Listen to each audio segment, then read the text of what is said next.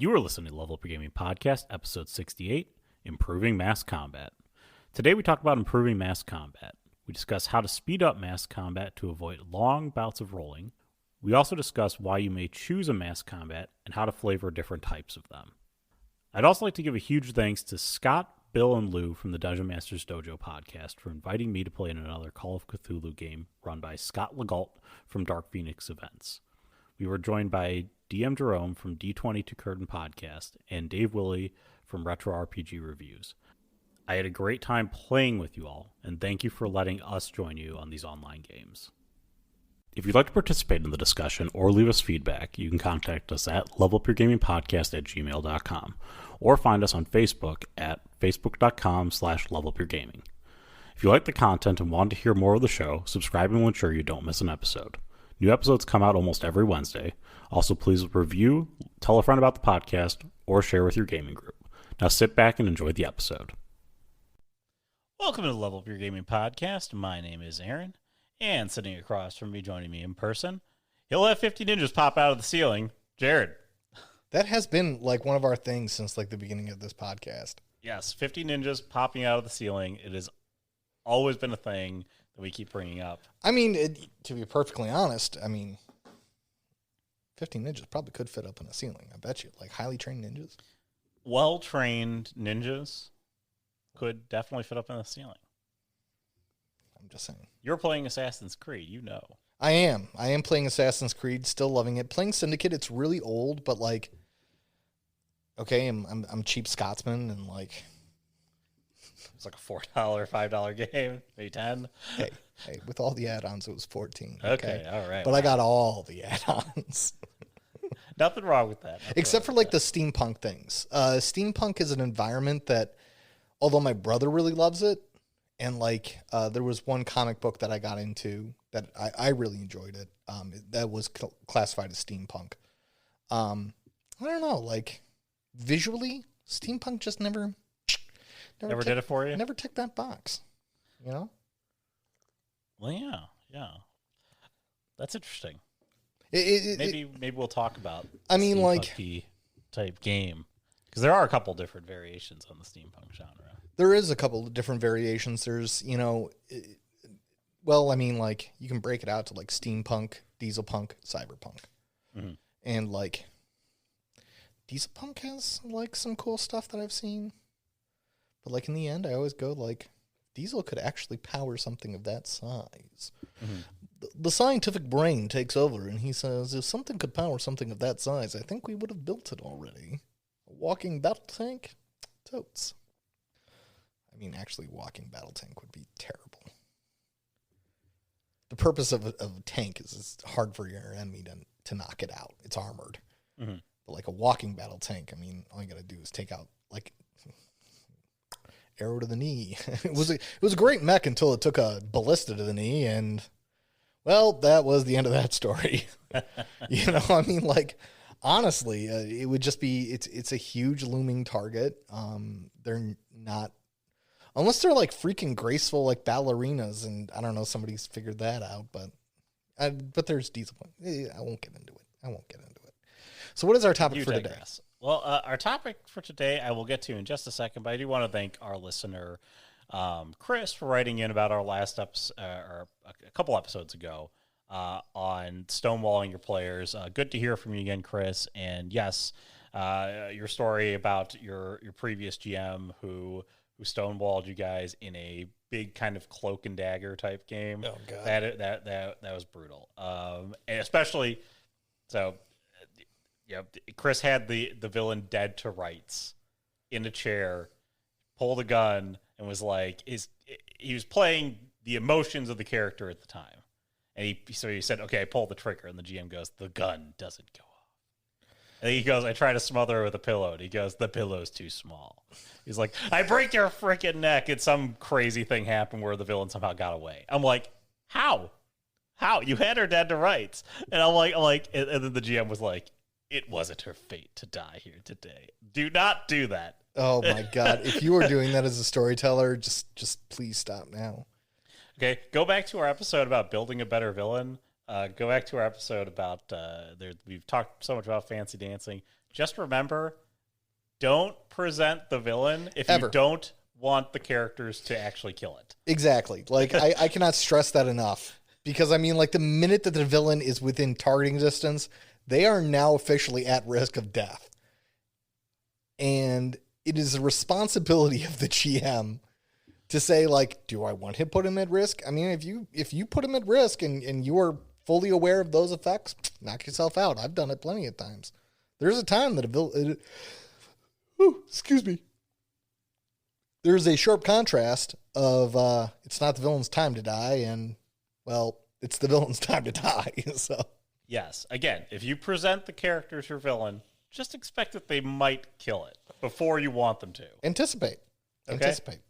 Or know that your characters probably will kill them before that you want them to. Like, especially with my players. My players, I knew you guys.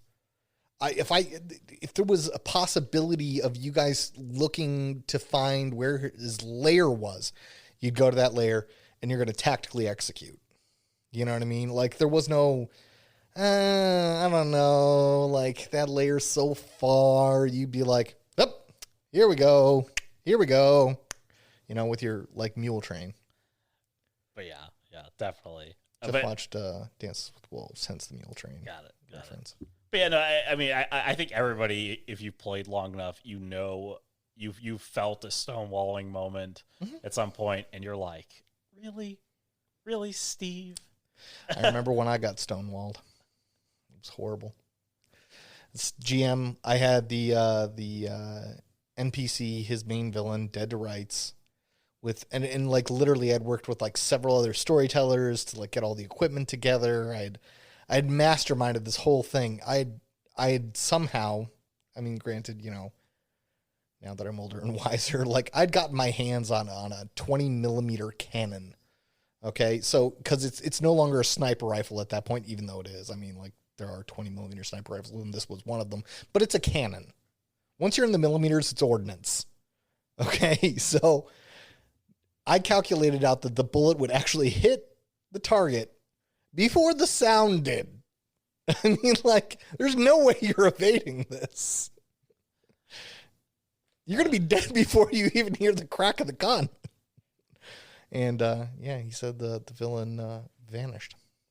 Yeah, no, again, Vanished. It just leaves such a sour taste in your mouth. You're like, you're done. I mean, like, that's like you just, like, throwing the controller down, like, I'm done. I'm pretty sure that actually was, like, the end of LARP for a good long while for me, because I was like, fuck it. What's the point? If I can't win or succeed... If the fruits of your labor don't pay off, and if a GM doesn't see like, yep, you guys jumped through a lot of hoops, overcame a lot of stuff to get there. it's not like you did it. Like, it's not like you threw together a plan in 5 minutes and tried to execute it. No. Okay. This took weeks, like literally multiple sessions. You spent multiple sessions putting this together. You had the villain dead to rights, and then the GM went, nope. Because it's my villain. No. Okay. If you're and he loved the villain. If you're a GM, just don't. It's almost going to get me on another thing. Best advice, well, we can maybe talk about it in another episode. But okay. Best advice, don't present your villain until you're ready to have your players kill that villain. Yep. Best advice. Okay. So what is the topic for today? So, before we dive anyways, we're going to dive into a more fun topic. And that is mass combat, as you probably guessed from our 50 Ninjas reference. And we're going to be talking about a deceptive one. We're going to be talking about how to improve your mass combat. We talked about how to improve your combat a while back, in terms of like trying to speed things up and make things, kind of flow better. But in mass combat and in any system, so combat is we've always told you, is the slowest thing that you will do. Mm-hmm. Okay, it just takes the longest to move around player to player to player. If you're a GM and you just introduced 50 guys to your 5 guys, or 100 guys to your 5 guys, guess what is bogging down most of that combat? It's you. It's not them. It's you. No, it's you. You are going to be taking up most of the time. Logistically, even your attacks, because, it's going to be like 5 guys attack you, 5 guys attack you, and you're going to be rolling against them. Now, mind you, one of the things that's difficult to regulate is time spent. Because when you're going, I'm going to 5 ninjas against player A, 5 ninjas against player B, 5 ninjas against player C. Okay? Let's assume that it takes you 30 seconds to do each roll, right? Or to conclude each action. So that's player rolls defense, or even if they don't with D&D, you don't roll your defense. I roll my attack. Let's say I hit, I do damage. They deduct it from their sheet. I even narrate it in 30 seconds, which I'm going to tell you ain't going to happen. But let's take that hypothetical example. So we got 5 ninjas at 30 seconds apiece. Aaron, what is that? 2 minutes ninjas. And 30 seconds. That's how long it is. I'm really good with time. That's a teacher thing. So I got 2 minutes and 30 seconds for player A, 2 minutes and 30 seconds for player B. Now I'm at 5 minutes.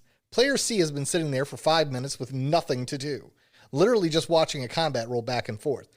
But this is, again, player A isn't going to get another action. One action. That's all they're going to get, because you're going to go to player C. You're going to add that additional 2 minutes and 30 seconds, bringing you up to 7 minutes and 30 seconds. And then you get back to player A, so they get their one action. And then they go to player B and C, and it's going to be another 7 minutes and 30 seconds again before that player even sees an attack. That is really difficult to mitigate. It takes a skilled and practiced GM. One of the things that we tend to do as GM is say, I got 5 guys on you, 5 guys on you, and 5 guys on you. And that's a very common thing to do. So what I'm encouraging us to do is level up our gaming to a large extent. Best movies, right? Who's the one swinging the axe most of the time in the camera, in the frame? It's Russell Crowe in Gladiator. It's whatever his name is in Game of Thrones, the Battle of the Bastards. Jon Snow? Jon Snow. He's in frame swinging the sword, right? Yeah. It's not showing you. And then, let's say it moves to, I don't know, Sam. I don't know why Sam is in a mass combat, but he is now. The camera's going to stay on Sam, and it's going to move back to John and Sam and John. So how do you keep the spotlight on your players? Because your players' actions have to be the center focal point.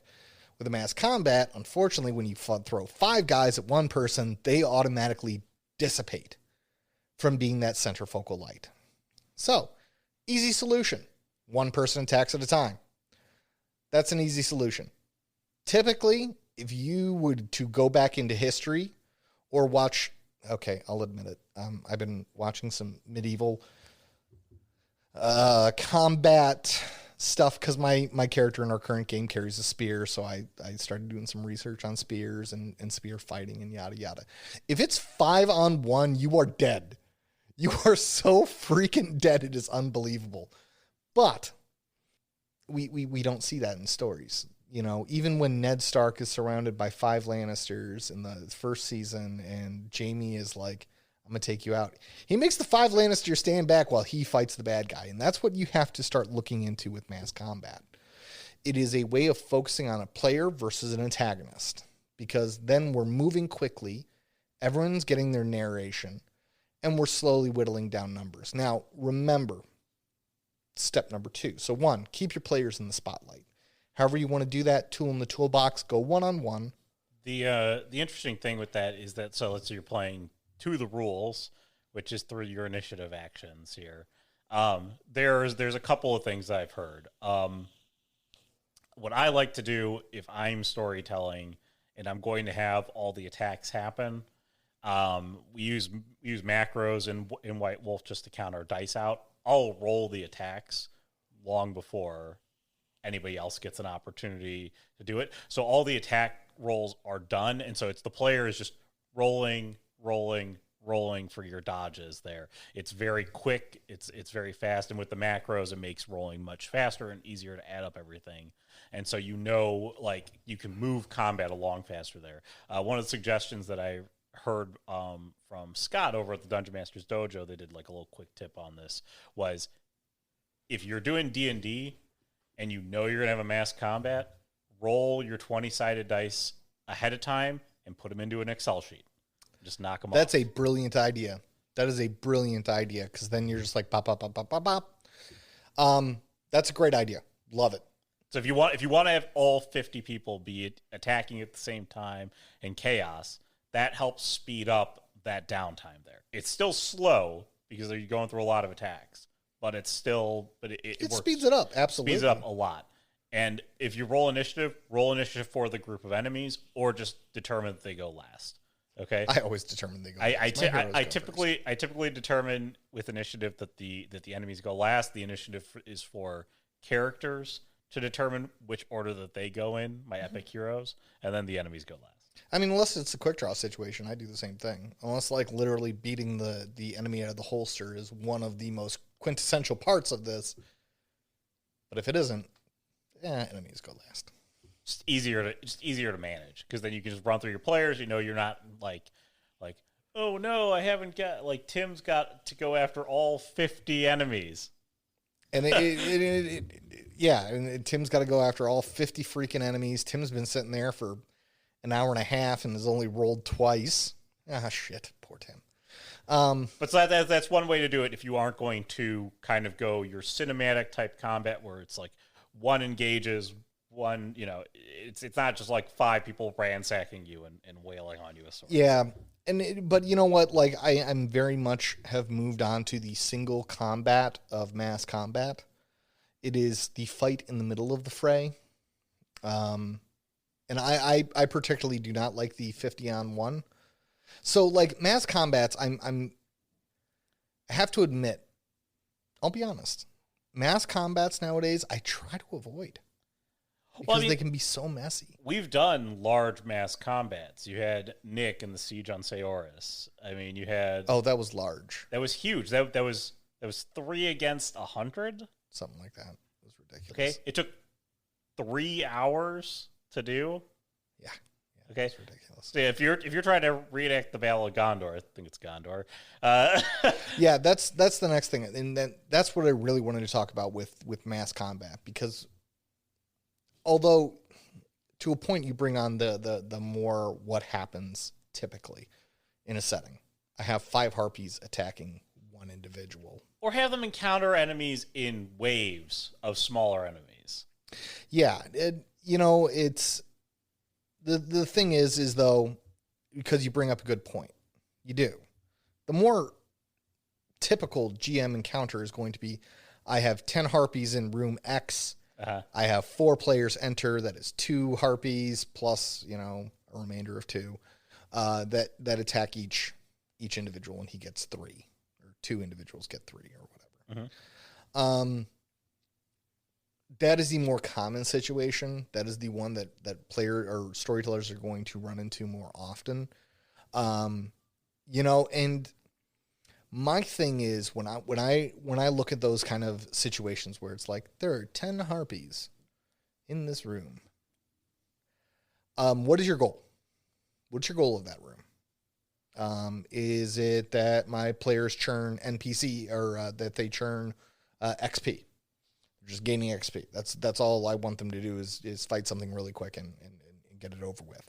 And if that's the goal, okay, I'm not going to push as much with those harpies. If my goal is a quick slash and kill because my players haven't had combat in like 5 sessions, then yeah, make it fast and make it brutal. You know what I mean? Be more graphic, have attacks do more damage than they should sometimes, decrease the hit points of the harpies, whatever you got to do to make sure that the objective is fast. If my objective is to overwhelm my players, you know what I mean, where they are fighting to the last man to the top of a tower, you know what I mean, and there they will have their epic last stand against hordes of zombies, right? You got to make it slower and grueling. You got to look at the objective of the scene. What am I doing here story-wise? Because that is one of the hardest parts that I've had with Dungeons and Dragons is the pre-laid traps, the pre-laid monsters in specific locations with no real objective as to why they're there. Why are these harpies hanging out in a dungeon? What the fuck do they eat all day? They eat each other. Oh, okay. Cannibal harpies, a little more interesting. Okay. Do they lay eggs and then cook them? Touche. You know, it's like when I look at mass combat, so typically what I get from my players is that they will enter into a scene where my players will go into a room where there are substantially more enemies than them, right? But it's a firearms scene. So like typically I'm dealing with suppressive fire, you know, because it's just a whole different view from D&D. D&D, it's always really up close, you know what I mean? But when you're dealing with more modern technology, I have the advantage of destruction without even hitting my players. Yeah, actually, because you think about our last big mass combat, which was the gunfight on the Hillbilly Island or whatever. That wasn't the last one. You had a pretty good gunfight. Or no, Ken with the Nazi Gold story. That's true. That was a little bit different. I'm talking about the last one you told, though. Okay, so yes, Hillbilly Island. And there, in that situation, it was a mass combat because we were always in combat rounds. Yes. But the difference between it is that there were a series of NPCs that were so far removed from the close quarter combat that effectively they were only working on reactions. Mm-hmm. So if somebody came out into the field, they would fire upon you. Okay. But you know, if somebody was up close, we were only encountering like 3 or 4 people at a time. Yep. Which was well done in being like, you can skip most of the turns I skipped 90% of my villains most of that time. Because they're not like swarm. It's not like that. It was okay. Well, we've effectively tripped the alarm. They're on high alert, but they're on high alert, and all of them have their guns pointed in the general direction. And if you give them the opportunity, they'll take that shot. And that is the difference between modern firearms and, you know, Dungeons and Dragons. Because to be perfectly honest, in medieval times, it makes total sense. Like, let's get 16 of us and just surround the bitch and just... It is tough. I mean, I see it a lot in the 5e game that I play. You know, encounters are, in order to be challenging for us, require a certain number of enemies. Now, I could argue that there are certain enemies in the group of the encountered enemies that are much more devastating. And there are huge area of effect things that are basically like if I like took like an RPG in modern day and like shot it into a group of people. like there are things that destroy lots of things quick. Right. But to your point though, it's like what are all these things doing? And like most of them are monsters with only close range attacks, so they've got to close the distance, otherwise they're ineffective. Right. And one of my things that as I sit here and kind of ponder upon the subject, right? One of my main things is the reason that I aim for mass combat. Anytime that I aim for mass combat, I make it explosive, right? The drywall is blowing up. There's drywall dust everywhere. When they're shooting through the couch, there's feathers. There's everything. Mass combat, for me, is a moment to incite a chaotic panic in my players. Oh my God, I don't even know to go left or right. It's creating that artificial adrenaline in my players, right? If I move this way, I'm going to get shot at. If I move this way, I'm not sure if I'll get shot at. I might go that way. Okay, maybe I won't go that way. Oh my God, you know, the table that I'm hiding behind has now been sawed in half. Yeah, if you run into a room of 50 goblins, you're like, maybe I'm just going to close this door. Like, I mean, tactically you should retreat.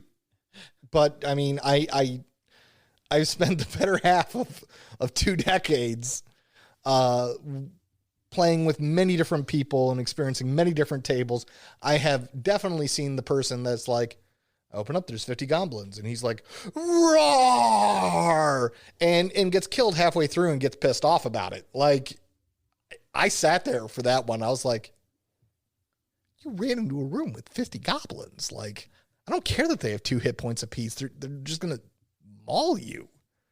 Like, it's massive combat. You know, it's just never ending, and then you die. You know, it sucks.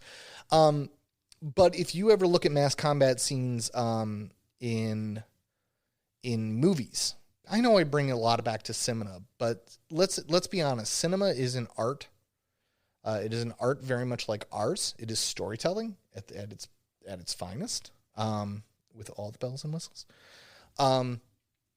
I've seen from most things when it comes down to mass combat, right?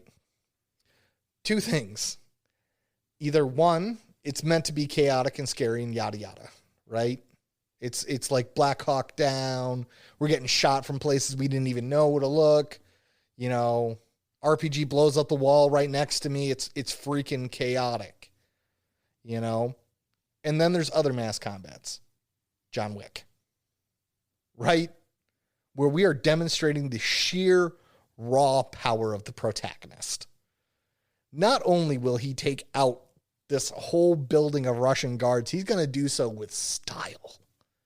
You know what I mean? Cool things where he's flipping guys around and using them as body armor, even though they're backwards and, you know, have just been hockey shirted and shooting over their backs.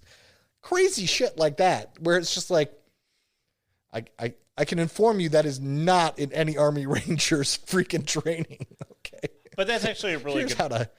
Today we're going to work on hockey shirting. All right. To hockey shirt one's enemy, first grab shirt by back. Then pull. No, they're Delta Force. They don't train for that shit. Like, oh, I'm going to hockey shirt the son of a bitch.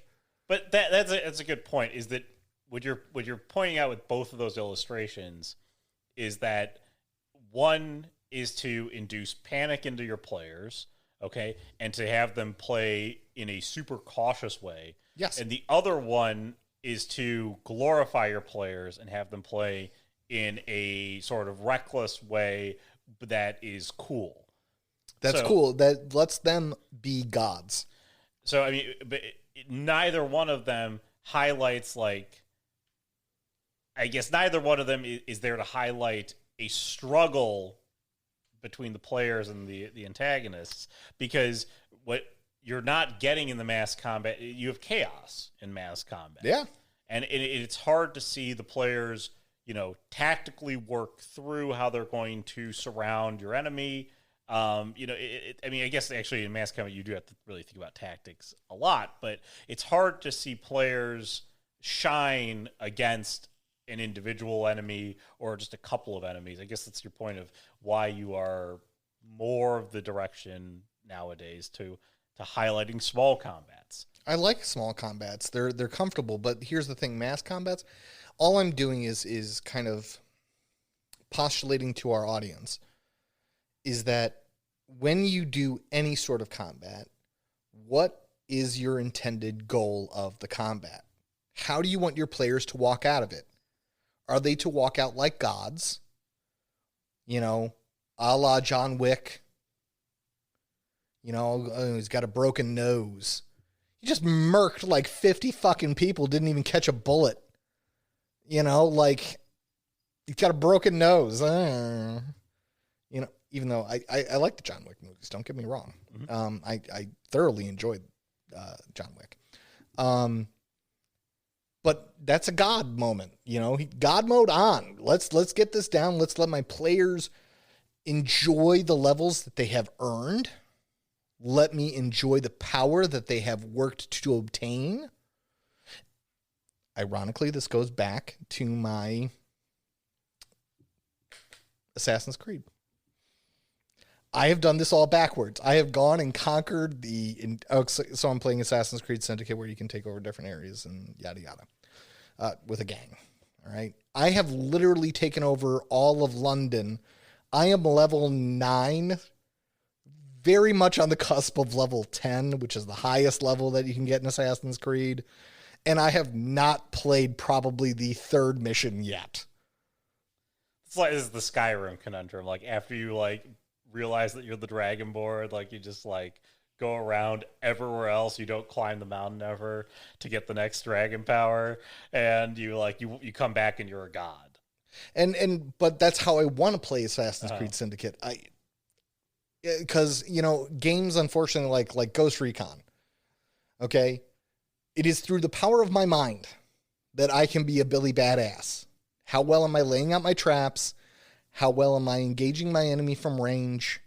Am I drawing them into, open fields of fire where I have both cover and concealment? You know what I mean? It's my tactical mind that wins the day. It doesn't matter if you give me the, I don't know, the busted AK rifle or the, super elite HK, M4 variant, 416. It's the HK 416 with all the modular, bullshit on there. I got my Picatinny rail full of shit. Cool things I don't even know what they do. You give me that, a headshot in that game is a headshot. It doesn't matter. Don't matter. As long as I am hitting that headshot and I'm drawing my enemies into fatal funnels and where I can take an attack of opportunity, I win. In Assassin's Creed, if someone is level 9 and I am level 2, I hit them once with my little Gurkha knife, and they hit me once with their little butcher knife. I am like fragged. I'm dead, and I don't want to play that game. I want to play the game where I'm John Wick. All right? I get beat up and shit on enough at work. Okay? I get enough of that in my regular day. Let me be John Wick somewhere. Especially since they took Ghost Recon, away from me. They're no longer supporting that platform or the system. Much to my dismay. So when engaging, I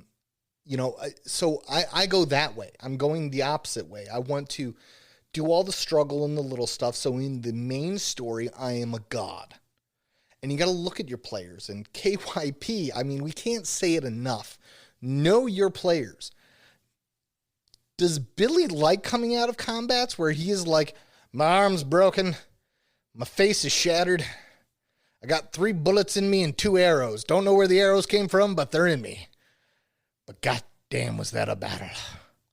Or they're like, I am your god, and just start smashing their way through hordes of enemies. Again, the idea... Know your players. The idea of the 50 ninja fight is the fun fight where the players come out as gods at the end of the... Yeah, they're supposed to be throwing ninjas out of windows. I don't care that they're so well trained that they can hide 50 of them in the rafters with nobody noticing.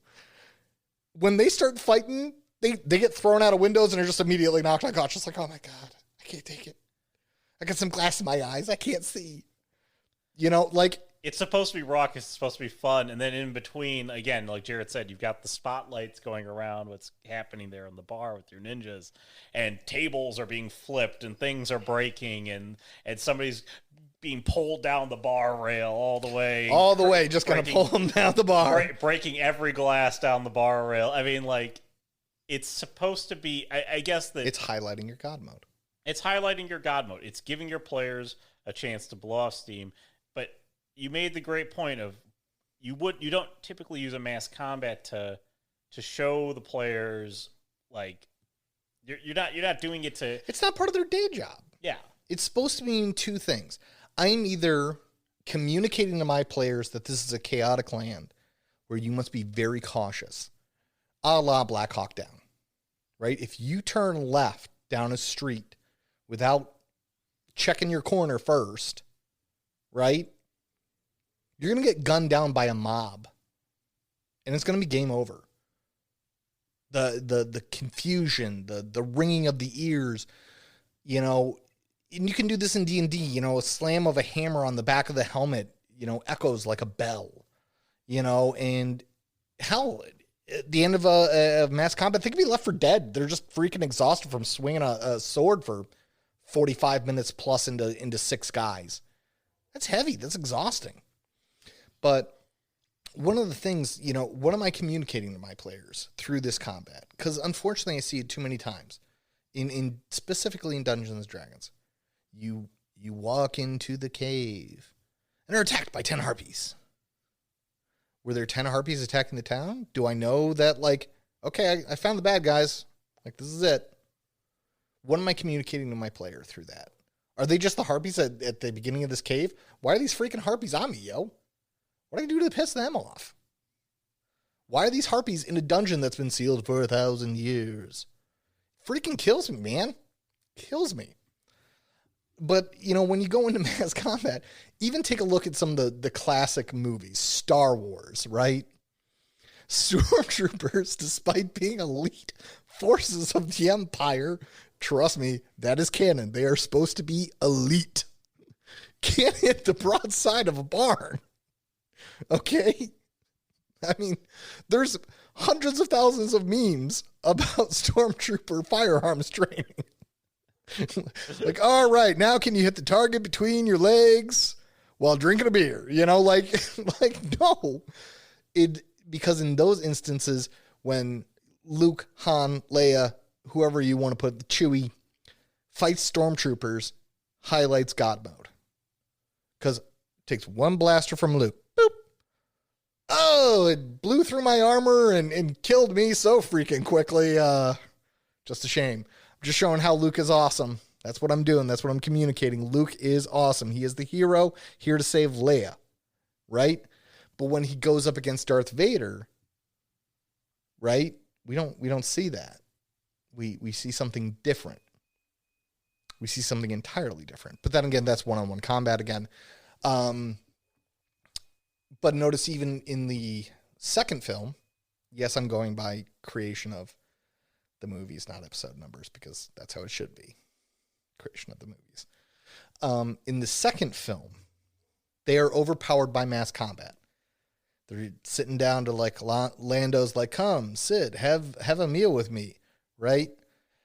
And they get in there, the door's open, Han shoots his, Chewie goes, and Han fires off 2 rounds, and Darth blocks them both with his freaking hands.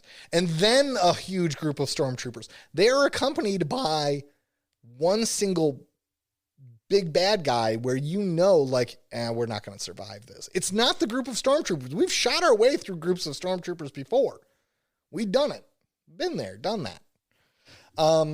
So when you engage in mass combat, specifically personal mass combat, think, what am I communicating to my players? Am I just saying, is it just a circumstance? Harpies always nest in groups of 10, you fools. And hey, you know that villager that you talked to said, like, I've been missing my kid for 3 days. We just found a freaking cave of harpies. I'm going to axe all 10 harpies, right? I'm communicating to my player that this is a subplot, right? I'm going to bring the bones of the child back to the farmer, and I'm going to receive gold. Yay. The crowd goes wild. I want a moderate challenge from my harpies. And what I'm going to do during that combat is I'm not going to slow it up. I'm going to look at, what do I want? Do I want them coming out of their kind of mid-range? Who says I want them coming out of their kind of mid-range? A little scraped up, but not too bad. Huh? It might happen that way, but one of the things that I hate is that, like when the heroes come out of that freaking cave, like the cleric is half dead, you know, the bard is half dead, the warrior's just like, I don't know what you're talking about. I didn't get a scratch. Where was your leveling of villains? Right? Why wasn't the big mama harpy just pounding on your warrior? So he comes out of there going like, damn, those were some harpies. You're looking at me like, they were some harpies. They got their... Either everyone comes out... I mean, like, yeah, sometimes it just comes out that way because of the rolls. Sometimes, that should be the shocking thing. Yeah, sometimes the dice aren't in your favor, but, you know... But remember to level your NPCs when they're engaging your PCs. This is something we talked about in previous episodes. You know, making sure that your tiny harpies attack your tiny players and making sure your big harpy attacks your big players. And keeping it all hidden under the rug because you have the storyteller screen. That's what you've got. That's your advantage. They don't know how many hit points a harpy is supposed to have. Now, granted, in D&D, they'll look at you and be like, I have done 25 hit points worth of damage to this harpy. It is still not dead. They did 3, and those harpies are still alive. I'd be like, their baby, you know, Or those harpies are dead because they did 3. Baby harpies. Those are mid-tier harpies. You got Mama Harpy. She's kind of a bee. You know? And I'll look him dead in the face and be like, you're the biggest target. Mama Harpy is not going to send her babies to go scratch at the one who's carrying a giant, I don't know, chain sword axe. Okay? No, I'm not going to send my babies against that. You're coming with me, punk. All right? So be thoughtful in your mass combats, especially with your player exclusive. But I do, before, we run out of time, I do want to talk about large scale combats, because I have seen it done many, many times, and I have seen storytellers specifically lead us into these large combats, force on force, right? Green versus red. We're on the side of green, red are the bad guys. We are 3 soldiers in this army, and our storyteller's like, charge! So we charge. This is an actual thing that happened to me, and we each engage one person, and then he started rolling for our armies. And I am like, what the hell are you doing? I'm rolling to see which force is winning. By rolling to see which force is winning, 1, you've automatically taken your players out of being the deciding factor in this. Unless we're literally, the king is going to challenge one of us, and the whole red army will lay down arms the minute their king is dead. Whoa, guys, hold up. The king is dead. We surrender. That doesn't happen. I mean, they might retreat, but even with the king dead, like in a huge combat like that, I mean, who's going to even know the king is freaking dead? Like, what? Hear ye, the king has died. What'd he say? I just got stabbed. It's like playing a horrible game of telephone. The king is dead. John's dead? John got married. What? Because you got a clanging of swords. You got a helmet on. An arrow just hit you in the gut, and somebody's trying to communicate to you, the king is dead. We're going to retreat. You know what I mean? Essentially, your best friend in those circumstances is the Viking horn for retreat, which is...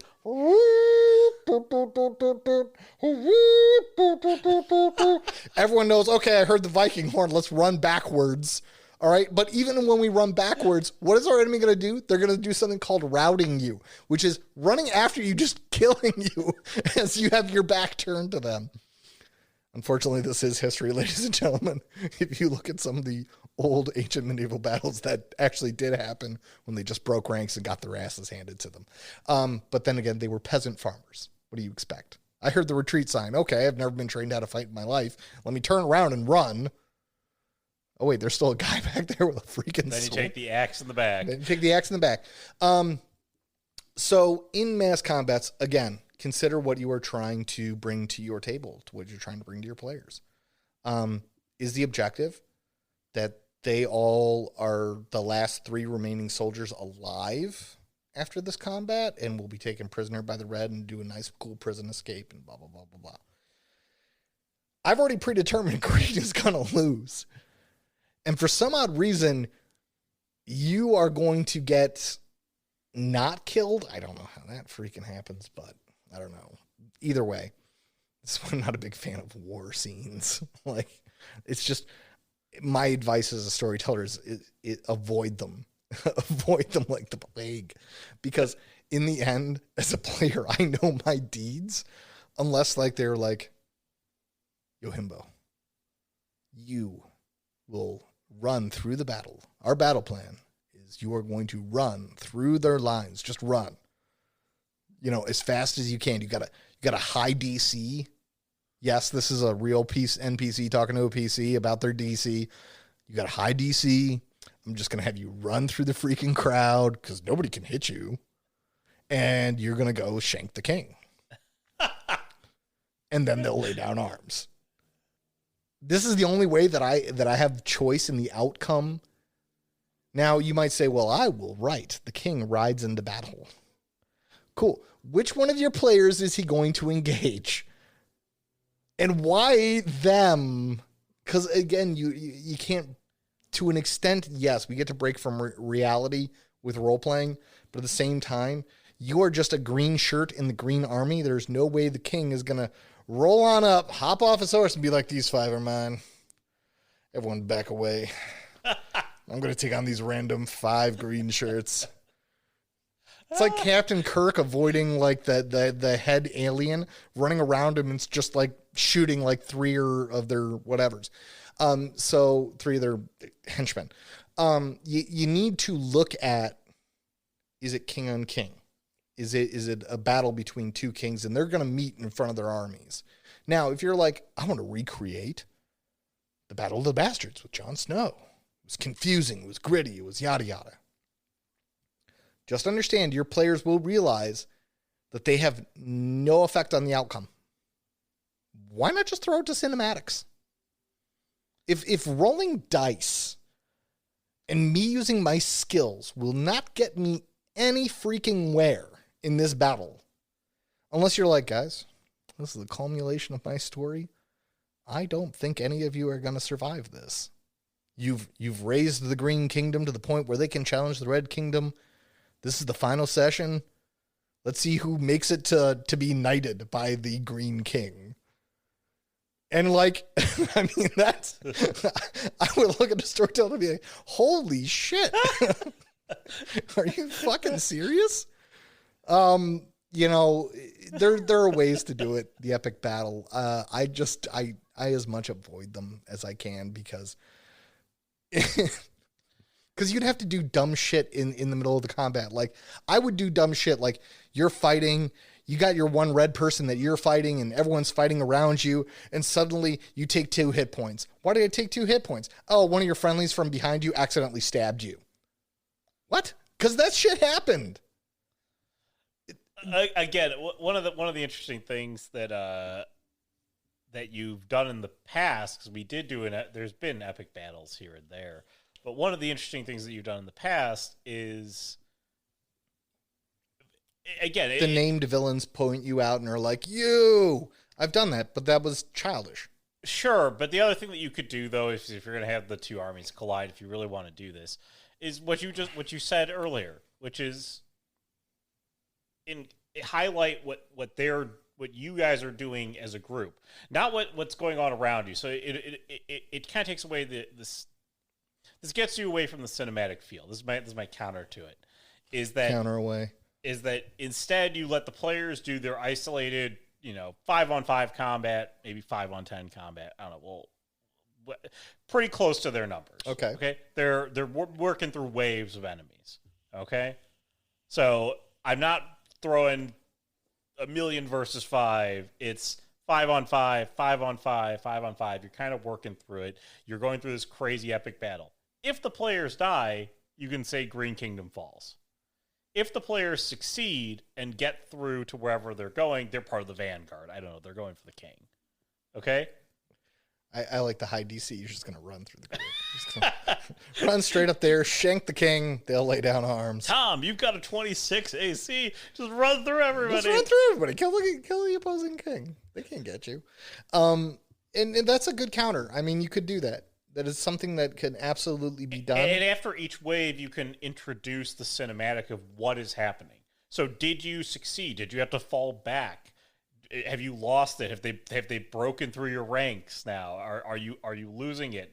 Maybe you have to reroute and do stuff like. I mean, there are things that you can do to make it seem like your actions had serious, like there reactions. Are ways. You could absolutely, but you need to be in command positions. They can't be freaking footmen. Because footmen, I mean, like when the left flank gets hit by the cavalry, the footmen won't even know. Do not roll for the rest of them. Also, do not roll. Do not give them additional NPCs to work through to make the combat feel bigger. Okay? Yes. Because that's just more rolling that your players aren't doing. That's more actions your players aren't taking. That's more things that aren't happening to your players. Oh, I've seen that time and time again. They're like, especially with fellow allies, like, Krista, the mage elf, came with you to this battle.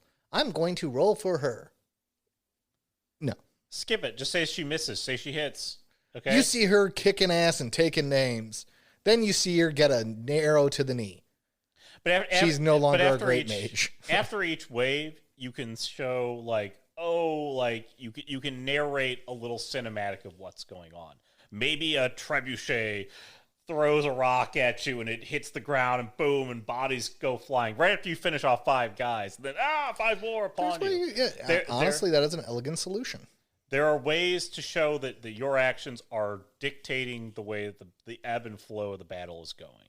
Okay, your goal is to, again, it depends on what your goal is, but your goal is to show that your players are affecting the battle. Maybe you see that the ranks are breaking, and your players, being part of the vanguard, reroute their forces to reinforce the lines. I don't know. Like, give them purpose within the battle to make it feel like your decisions sway the outcome and matter in the combat. That was an elegant solution, and I think I'd like to hold on that point. Well done. Well played. All right. Well, Aaron's clearly thought about this more than I have. If you've got thoughts on mass combat, maybe you've run a very successful one. Maybe you hate mass combat. Maybe you agree with the things that we're saying. Maybe you think like, oh no, this is how you do it. This is the solution. Except for rolling. If you're rolling for armies, don't contact us about that. I agree. You don't roll for the armies. The players, we've said it before, and if you listen to the podcast, you'll know our feelings on it. The players have to be the thing that drives the story, and if the players are not driving your mass combat, meaning your players' outcomes to the combat don't affect the outcome of the combat itself, then why are you having them do it? Stop rolling dice. Stop rolling dice. Stop doing it. Stop doing all this kind of craziness. Okay? Agreed. But tell them where they can contact us in case. Yes. If you can contact us at levelupyourgamingpodcast@gmail.com, or you can comment on the episode at facebook.com/levelupyourgaming, or you could also send us a message there if you didn't want to contact us through email. But we're also on YouTube, so you could leave us a comment there on YouTube. And you could have a mass combat around that bell and somebody rings it accidentally. And so you're smashing that like button. So you're smashing it. It's actually more of like an accidental hit, but ding. Still, go ahead and do that. And give this to your friends. Maybe your GM loves mass combats, and you're like, dude, Steve needs to hear this.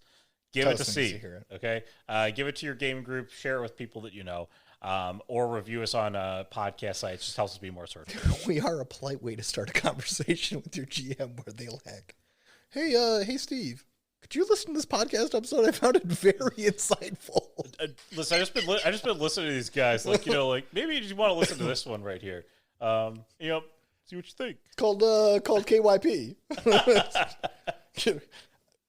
Just tell me what you think. But anyways, you finished that one? Here's the third one. Okay, I'm done. Just keep listening to them. There's about like 60 episodes. There's about 60 episodes. But anyways, it's gonna wrap it up for this week. So, anyways, for Jared, I'm Aaron. Have a great week, everyone. Have a great week, everyone.